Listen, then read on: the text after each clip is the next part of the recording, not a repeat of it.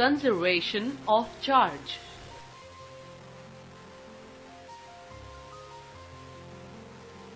We are very familiar with this fact that when bodies are rubbed together, charge is transferred from one body to another body. In this process, no new charge is created or destroyed. It only gets transferred from one body to the other. Here we can see that before rubbing, the total charge of this system is 0.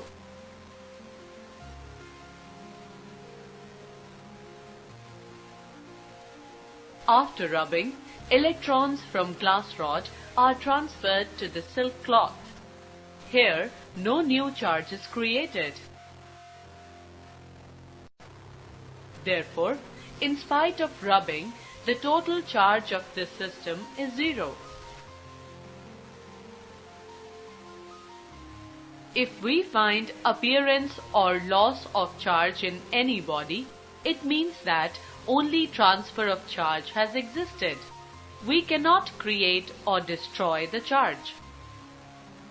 Here we can see that initially total charge of the sphere is 0.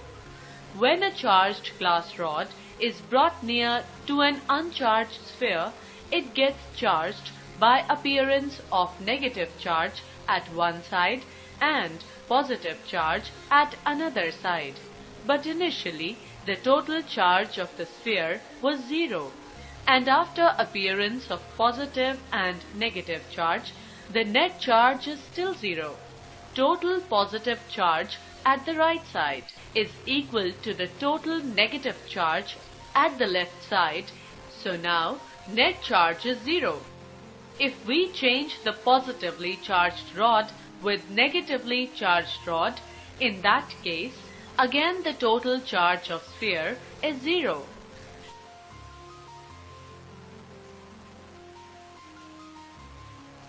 Here, sphere is already charged, but when we touch it, its charge disappears. It does not signify that we have destroyed the charge. When we touch it, all charges of the sphere gets neutralized by the transfer of electrons from the ground through our body. If we take the sphere, our body and the earth ground in combination as a system, then in this system the total charge remains constant. Independently, conservation of mass is not valid for high energy particle physics, where mass converts into energy.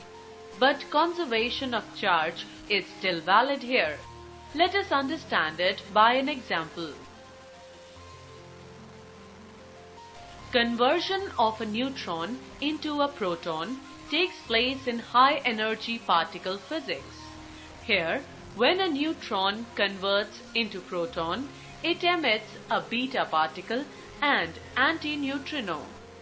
Initially, neutron was single system and its net charge was 0. After it is broken, proton acquires 1 unit positive charge, whereas beta particle acquires 1 unit negative charge, and antineutrino has no charge. In combination of all three as a system, net charge is again 0. Therefore, what we have learnt here is the total charge of the isolated system is always conserved.